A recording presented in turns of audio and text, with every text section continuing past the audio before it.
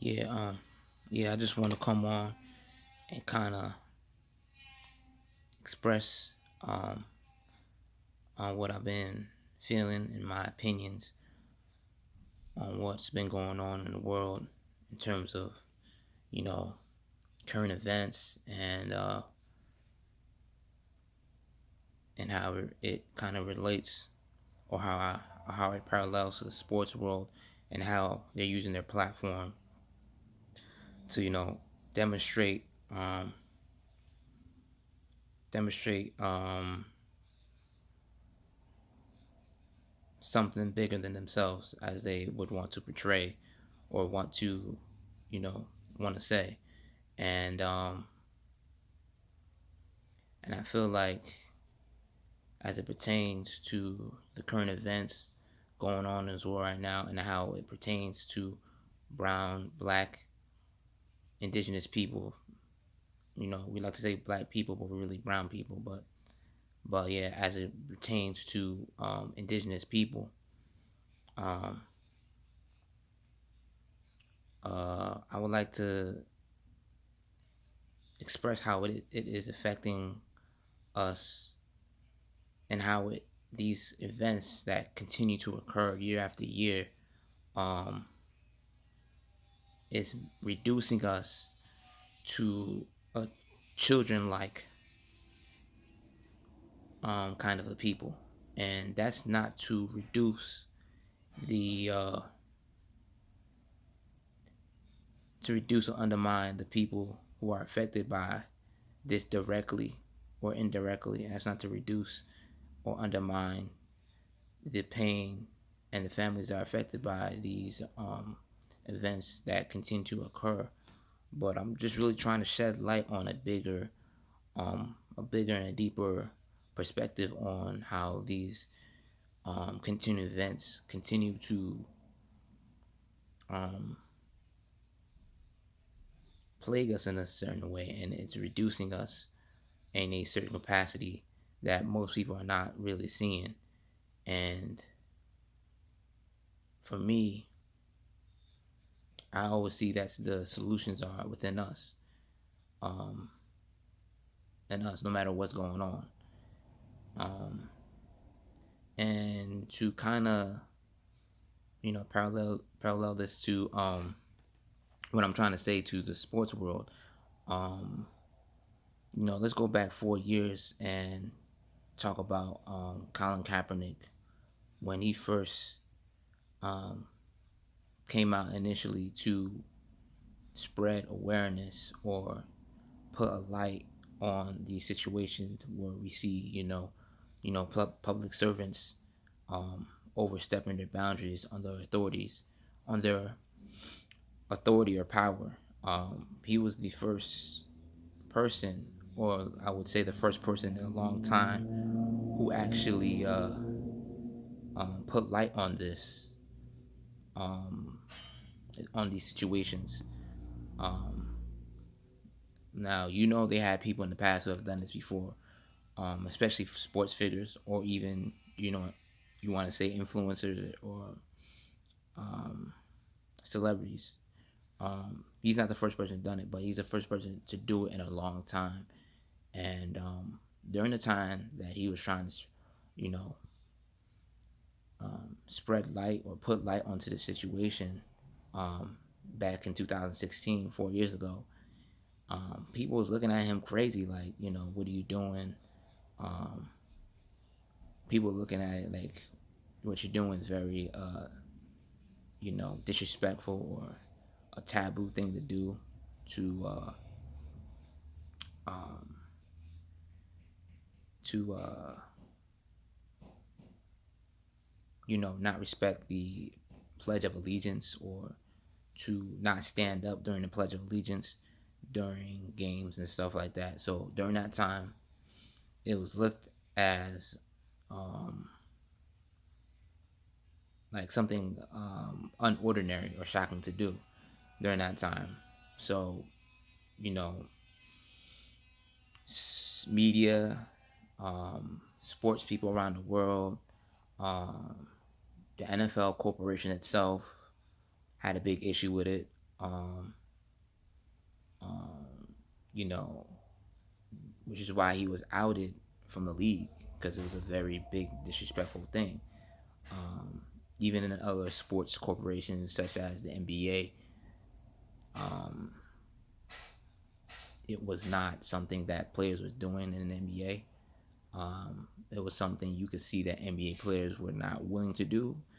From my recollection, um, I don't remember NBA players doing anything like that. And if they did, the most that the NBA players were doing during that time was wearing T-shirts with certain messages, trying to demonstrate what they're aligning themselves with. Um, that's the most they were doing, but they was not doing what Colin Kaepernick was doing. So during that time, um, even in other sports arenas, they wasn't as radical or doing things like that. Because what Colin Kaepernick was doing was really, you know, you can say in a sense was radical, especially at that time. Even though it was just 4 years ago, that was considered a radical thing to do, and it was not respected. Um, which goes to show you the kind of the kind of slave master relationship or slave master atmosphere they have within the sports world or within that corporation. Um, it's in pretty much every corporation, but really, it really you can really see it um, in that kind of world displayed to the world. You could really see it in that kind of situation. It really just highlights it. But fast forward 4 years later, um, now you have players um, and coaches coming together, um, symbolically demonstrating the same thing that Colin was doing, like 4 years ago. So it brings me to think, like, how does it take 4 years later and numerous amount of more of, I guess you say, killing of brown people for you to now realize that, or to now have the courage to actually take a knee. Never mind that the knee itself is a whole another ordeal, or or ritual within itself. That's like a whole nother conversation in itself. But the fact that it took you 4 years to finally gain the courage to just take a knee, um, which is where it brings me to the understanding that we are groomed, or we've been being groomed to, like, to be reduced to a childlike um, race of people. All these situation is just grooming us and conditioning us to be more childlike group of people instead of actually taking action and being a solution based people. You know, it's making us all these kind of situations happening in the media and being resurfaced on over and over again. It's just reinforcing our conditioning of being childlike people. You know, and the NBA and the sports world is just reinforcing that, and it's just a perfect example to me to parallel my opinion or my position with this. I don't think it should have taken you know, 4 years or more or more, you know, uh, killings. Just to be frank, for us to understand that these kind of things that we should be more proactive in trying to find, or more proactive in trying to look for solutions, even though they're not really even look for solutions. They're just looking for a they're just looking for sympathy more so. They're just really looking for sympathy. But these situations are just reinforcing our childlike um or parent relationship to these people who continue to to mistreat us, you know. um and so you have a lot of, especially in the NBA, because I was over on social media and seeing how players react. You know, you have people crying, um, emotional about the situation, um, and for me, I'm sick of seeing that kind of stuff. You know, this is which is why I don't even even really pay attention or even look to it. I might even see just a little snippet of these kind of things, but I don't pay attention to them because the um, I understand that they're using your emotions against you, and you can't realize that, and you can't realize that, you can't realize that, and you can't realize that the only way out of this kind of, you can say, in a way, tyranny is to actually put your mindset towards solutions. You know, we keep jogging around or walking around the idea of what we should be doing, and really the idea should be towards solutions, not for sympathy. A lot of us are just looking for sympathy, and that's it. And the NBA and the players just shows that. You know what I'm saying? Not just the NBA. I just use NBA because they always do demonstrations, and for me, it just looks. To be honest, it just looks corny to me. But yeah, we gotta look towards solutions. You know what I'm saying? Like it's for me, it's a secondhand embarrassment at this point. And we got so many NBA players, past, present. You know what I'm saying? You know, they complain about what's going on.